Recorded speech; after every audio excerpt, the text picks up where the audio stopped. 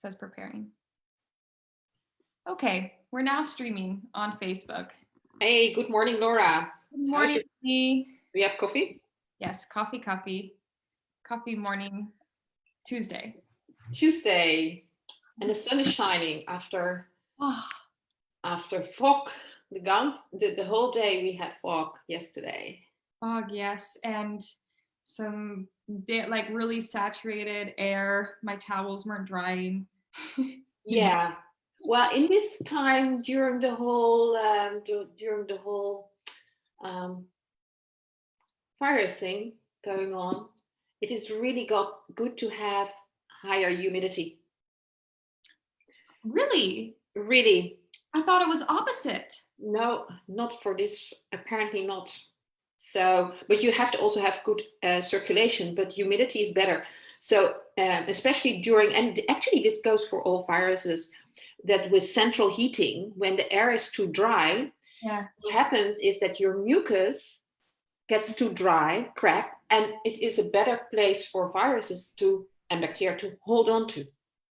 I had no idea. I thought it was the opposite because I thought that because of the moisture in the air, the virus would carry easier. Well, if it is aerosols and droplets, it's moist, it will not carry that far. Oh, it's the opposite. Amazing. Thank you. Well, you know, I really, it's only recently that I got it. There is a Dutch statistician, Maurice de Hond, and he has been researching the whole phenomena with the 1.5 meter and all that stuff. Yeah. And so he has come up with the whole, and there is a lot of scientific research. There is a lot of that you know, not everybody believes it because they learned some other things, and of course it's always a mixture between the real droplets and the aerosols. Yeah. But he advised, because I mean, it's not so, I mean, it's maybe 50 years now, maybe a little bit more, that we have a very dry climate in our homes because of central heating. Technology, yeah. Mm-hmm. And so that is one of the reasons why there are also more allergies. Yes, the dryness. The unnatural dryness. Mm. Because what central heating does, of course, it gives you nice warmth, but it also gives you a unnatural dryness during a time when it actually should be a little bit more moist. Now, moist has its disadvantages as well, with mold and all that stuff. Yes. Mm-hmm. And so, but it's really interesting. So I think it's really it's not bad, but main thing is always have circulation. Okay, Lee, I'm transitioning us to the caption of the video, which is why bringing your passion into the world is good for your well-being, rippling out to others. Oh, which is nice. What I said. That's what I wrote, right? Yes, exactly. I just copy paste. Oh my goodness. But okay, this is a clear thing of how my human design works. How what I'm doing in the world, the way I'm doing it. So I am really meant to help people uplift and transform. Okay. Move out of the old way of thinking, the old way of doing. Not by force, but by a gentle uplifting. And that's by force. Not by force. Well, you can do it by force, but now you're going to change. Now you're going to, I'm uplifting you. That's okay. Yeah. Then it has to be a real nice hunk who's doing that, who's lifting me up. Then there have to be other benefits. But so one way how I express my passion is by talking about it. Doing the research and then talk about it, which is, and many people don't have that. And it might be really annoying for other people that I'm doing it. but it is really helping. It's really helping my life purpose, my mission on this earth, because I can get really passionate about things and then share it, and then that passion crosses over. I think that even how we started this video, health is such our passion, and also alternative thought, and it creates a sort of energy, and that's only one level of the ripple that we're talking about today. Well, it is the basis. When that isn't there, you can put out everything in the world, but that it will attract people, but it won't attract maybe the right people, because people learning by experience here over and over and over again, especially with the web design, not really understanding the role, like my true purpose in the web design for so many years, and not feeling super aligned and not really creating such a ripple. And then as soon as I decided to, or as soon as I found my mission in the work, then it became so much bigger, and I became so much happier, and then I start to see the ripple. Yes. Yeah. Yes. And what we said, well-being, right? Yeah. Well-being. How be you? Yeah. And how to be. So well-being is so much, there's so much packed into it. It's basically what life is all about. Be well. If we are not to be well, then what is the point? Yeah. And then what is the definition of it? Is that an individual per person? The feeling, the translation of feeling, of when you can say, yeah, I feel well. Yes. But is it learned? Oh, hold on. Sorry. Is it learned behavior? Is it learned feeling? Oh, I'm not feeling this and this. I should be feeling such and such. Yeah. And if I don't feel that, then apparently I'm not well. Well, one of the feelings that could lead to the unwell, that I think is pretty universal, is not being fulfilled in the work that we do.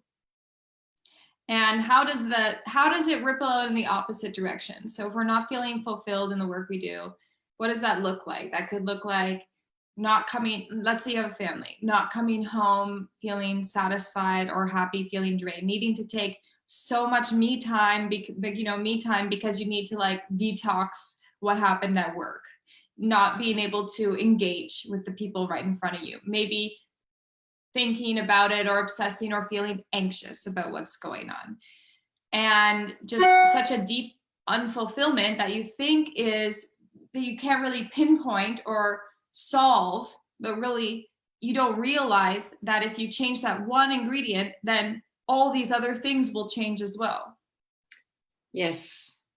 And I think what you said is that when you basically take something with you into your safe space, say it is your home, and you have to retract, you have to go and sit and don't let other people touch you, or don't touch other people, right? Touch in the sense of interaction. That's a clear sign you are not feeling well, but you might not translate it. You might say, I'm angry, or I'm this, or I'm that, or I'm sad, worried. We have all these emotions. Now, fear is not really an emotion. Fear is a coping mechanism that's coming from our primal instinct to because it's instant, and it is this instant rush.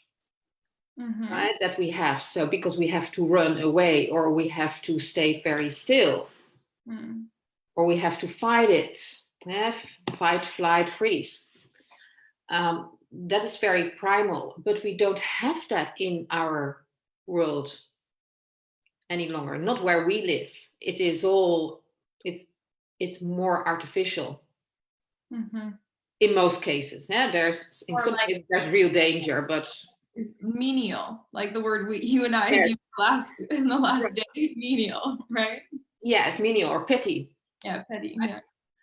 And it's, I don't know, because it takes away from your passion, because all your energy is going to that moment to run away or stay very still or fight.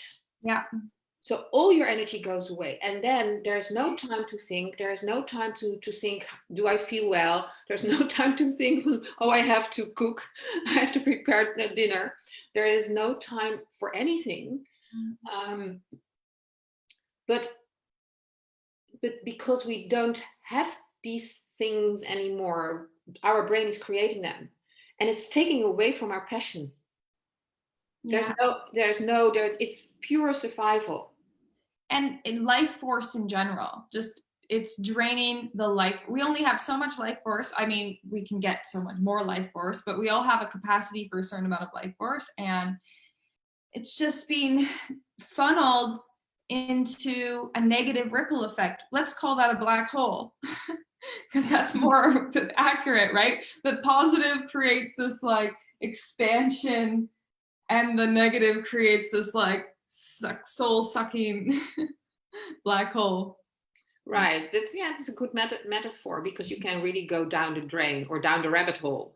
Yeah, down the rabbit hole is maybe a little bit more positive. But and you suck in the neighbors, and you suck in the family, and you suck in all the people in your environment around you, and they all get dragged into that hole with you. Right. And it's interesting because when I look at the human design, or we look at somebody energetically, there's different things going on.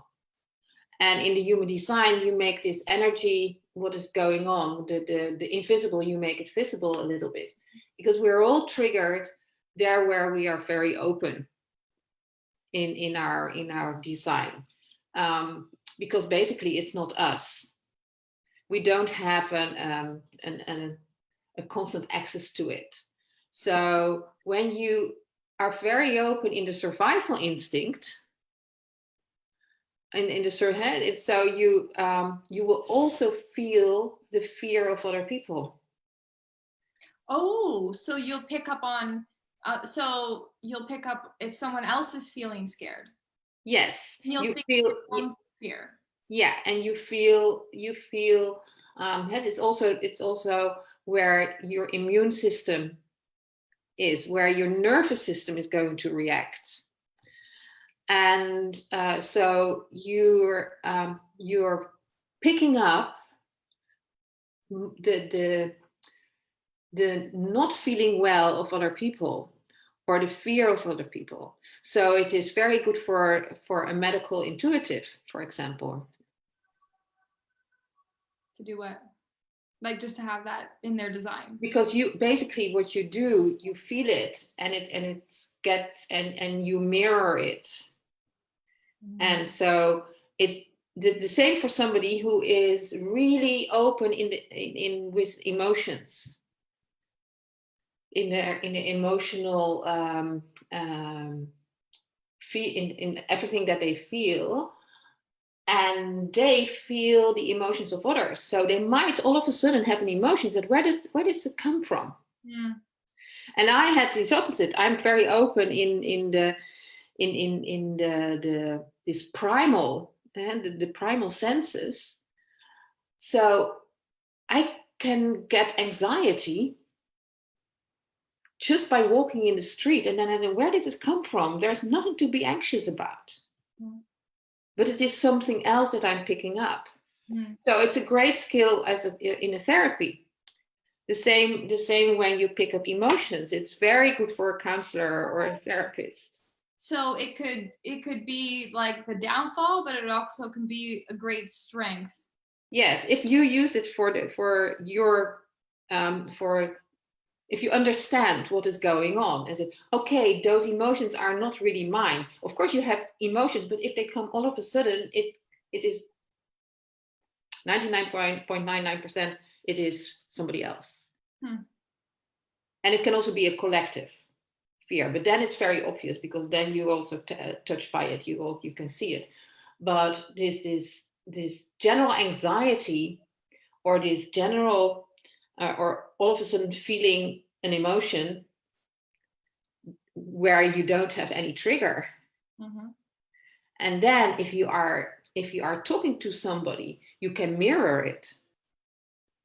You can say, hey, I'm picking up on this and this. I'm picking up on you're not feeling, you're anxious about your health, or you're picking up that somebody is really worrying or really angry. And that is a really great mirror for people, because then they can express it, because they most of the time they are not really aware of it. That's really funny. This is what I do actually in my healing practice.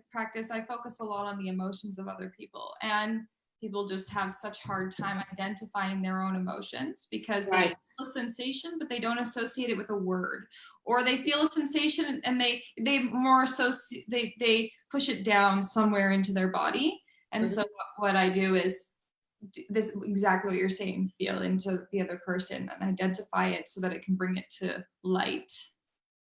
Right. And for you, it's also especially has to do with disease. Yeah. And immune system and nervous system. That is where you pick it up.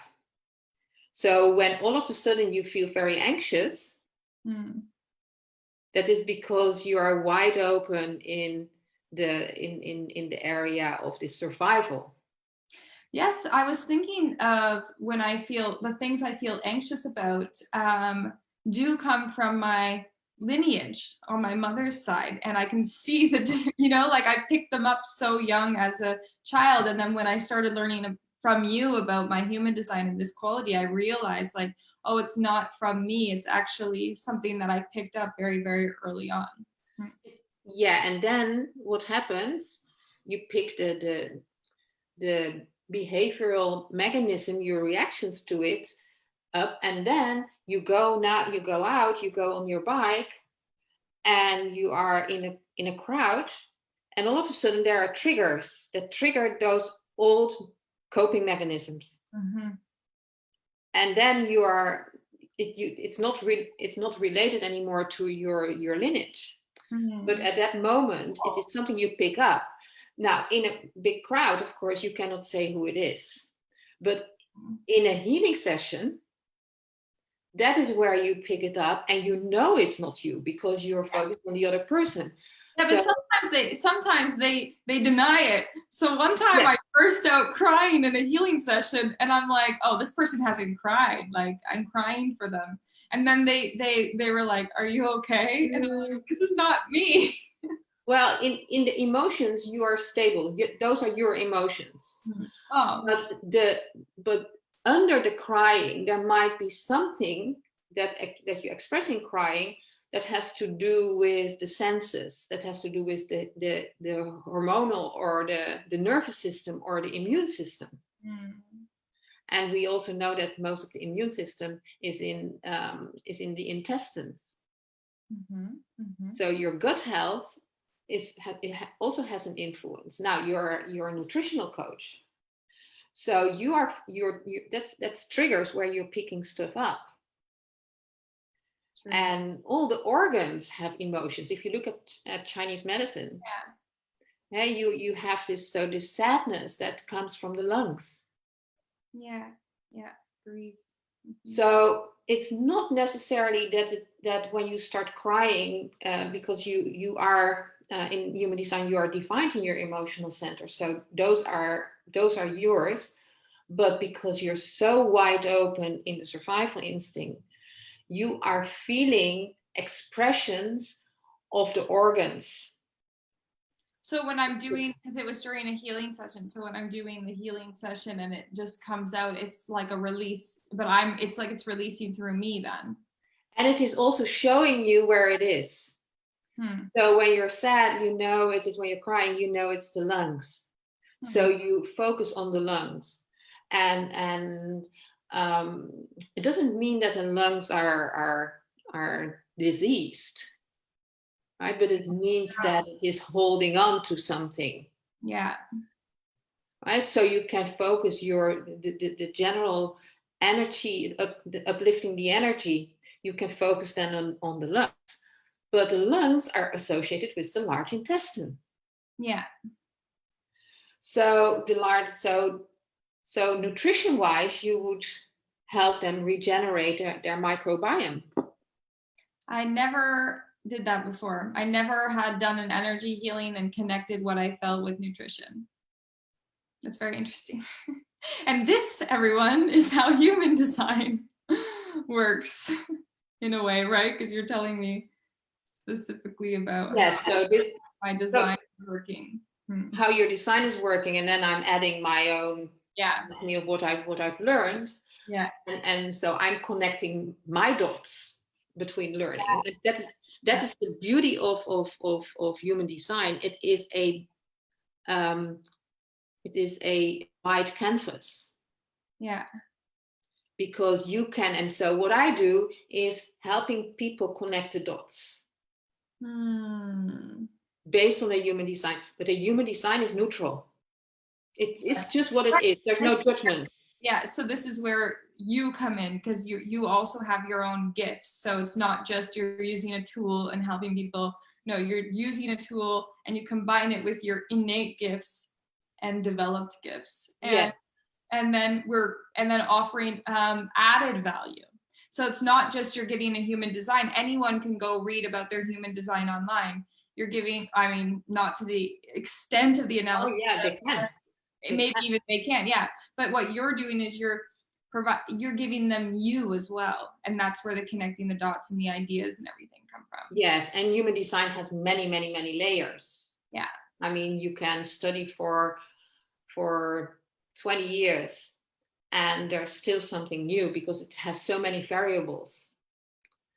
And the same goes when you do your intuitive, but also your nutritional stuff. Nutrition also has layers and layers and layers. Yeah, it doesn't end. Like I could study 10 hours a day, every single day for 30, 40 years. There's just so much information out there. Exactly. And then there's then you connecting the dots.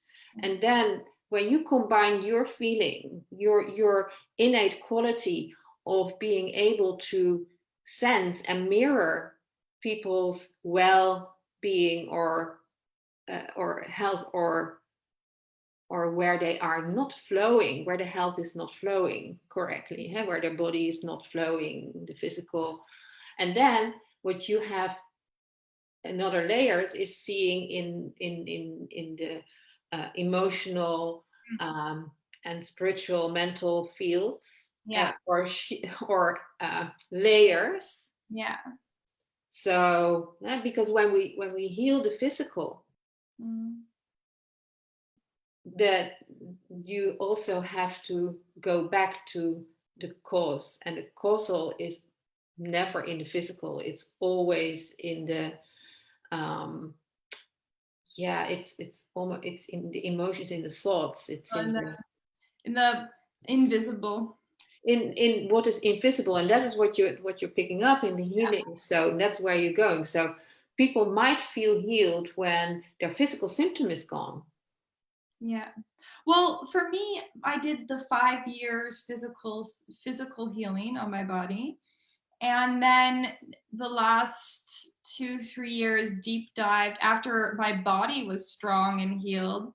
It just naturally, the next layer of deep emotional healing took place. And that's where all of this life purpose stuff came up and mission stuff came up naturally as I healed the emotional and invisible side. Then this is true well-being, right? When you have the physical and the invisible all healed, that's when you start thinking not about my digestion system hurts, or I have to lose weight or gain weight, or I'm too tired to go for a walk, or I don't want to go to work.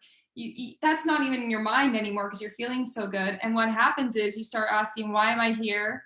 What's my purpose? How can I be happier? How can I be even more fulfilled? Those are the questions that start to come up. And that's when you also start to recognize your patterns. Yes, you start to recognize your patterns, and by knowing yourself, knowing your pattern, you can better help other people. Well, and that's where the passion is coming in. Third level of healing then in a sense is when is that giving and creating that ripple effect. Like you're thinking about how, and it's not you get well and then you start thinking, it could be the other way around too. Like you can start working on what's going to make you well. It can simply be bringing your gifts to the world. It could be as simple as that, when you're looking outside for the answer all these years, that it's something physical, or you're not, it could be as easy. It's like sometimes the key the whole time was that you needed to end a relationship, for example. And then the moment the relationship ends, your life just completely expands. And it could be that you need to bring your gift to the world and get into the vocation that you're really meant to be doing in order to really feel such a deep sense of well-being in your life. And then once you feel that, that's when it just, so I've been saying in our webinars, it's not just the people you serve. So the people you serve are going to be, are part of your ripple, right? And if you're doing what you love and then serving people, no matter if you're serving them food, a product, or a service, like a self-development service or otherwise, they're going to feel how good you feel in your job. They're going to be inspired. I don't know what they're going to feel, but like even with my web design clients, they feel relieved. They feel taken care of. They feel like someone actually can hear them for the first time when it comes to the tech stuff. That's a huge ripple effect, because it's almost like they get hope again. You know, they're dealing with so many people. And then what does that hope bring them? Then they can feel a little bit more excited about their online business, because now they're not worried about any tech stuff to come, and they have someone there. And then what happens once they stop worrying is they feel they can produce faster, and then they can create more, and they become bigger, and then they're happier. That's one direction, that's one seed growing. But when we're doing what we love, we're planting thousands of little seeds everywhere all the time. Right. And I think that is true well-being, because even when you're not physically healthy at that moment in time, when you love what you do, and when you are rippling, I know you don't like the word, but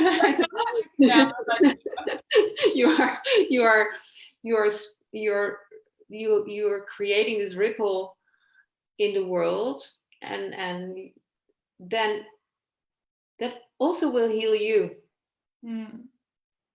because it goes both ways. So when you do what you love, you also might not feel anymore that there's something physically that is healing at that time, but has not completely healed. You're very true. Okay, so you and I know that when we put an intention out for somebody else, then for some reason our own lives get affected in a really positive way. So when we put a positive intention out for somebody else, and we take the time to like give to somebody else, essentially, for some reason that doesn't make sense, it comes back in a really alternative way. Yes. It's hard to predict how it comes back. Yeah. And this is also when it comes from a pure intention, it comes from a pure space. So if you are loving what you do, it's always pure. Yeah. Yes. This is a huge realization of mine this past spring. It's like, when I'm doing what I want to do, when I want to do it, then it can only make other people happier, because I'm just showing up as such a better human being. I'm just being so much kinder, nicer, more giving, more generous. Yeah. More yourself. Yeah. Yeah. Whatever that means in that moment. Yeah. Whatever that means.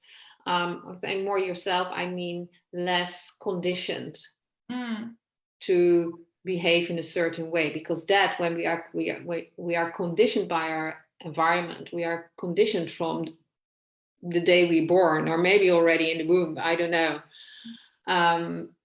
In human design we say yes, because you will have the influence of how your mother feels when she's carrying you, what is going on in her life. You're like the receiver and you receive the same things as your mother receives, and you receive her filter and her way of dealing with it. So whenever you're not focused on yourself, but you're focused on something else. This is like in meditation. They said let it go by. Don't focus on it, but let it go by. But you're sort of focused of not being focused. Yeah. You're letting go. So it is you're putting your inner stuff as not unimportant, but not worth hooking onto. It just goes by, is what you're saying. It just goes by. The way of the white cloud. Water. Also said. Yeah, just. Yeah. Yeah, doesn't go in. Exactly, it doesn't go in. Yeah. So the same is with your thoughts. If you're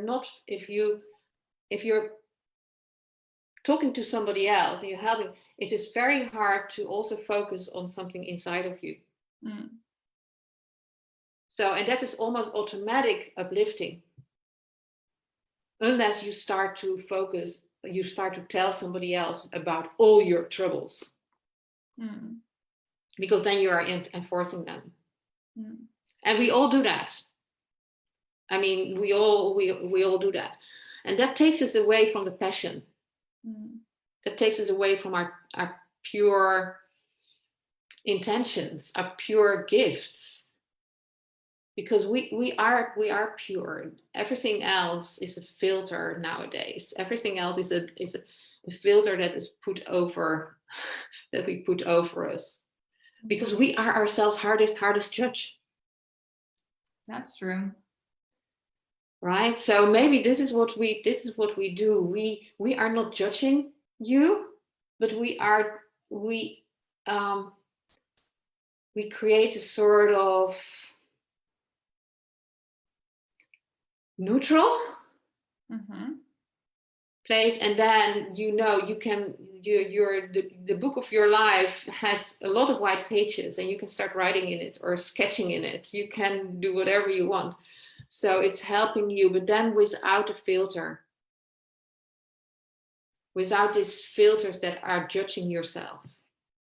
Because when you without those filters, you're going to feel more free, or I don't know, personally I would feel more free, more self-expressed, more fulfilled, more grounded. Because when you're being yourself, like, is there any better feeling? I guess if you've never been yourself, then you don't know. But I'm quite myself all the time, and I have a hard time going back to the conditioned way. Yeah, and even do we know when we are ourselves? Is the moment we start questioning if we are ourselves, is that already a sign that we are not ourselves? True. We can go deep philosophy here now. Exactly. So really the trick is find your passion, and you feel well. You are able to be to bring it out. You're bringing that out into the world. Right? You are from being you. And we could summarize by saying, like, this whole video can be summarized as: live your passion, be well, see everyone else around you being more well because of it too. And be you. Be you. Be you to be well. Or to be well means to be you well, and then you can go on into the rabbit hole for so long. No, really. So it's finding people's passion, helping to bring your passion into the world. By being you. But this is also the by being you, because the human design really reveals so much truth about who you are. Yeah, the authenticity that you can be. And it doesn't mean you aren't it already, you are. Yeah. But it has to be brought out without judgment. Okay, Lee. Have a great afternoon. You too. And everyone else too. And maybe they're still sleeping when they see this. Still sleeping on a Tuesday at noon? I don't think so. Well, what about the US? Oh yeah, good point. Canada, Euro time. They're still bound to be sleeping in parts. Good point. Okay. Okay, thanks everyone. Bye. Thanks. Bye-bye. Bye.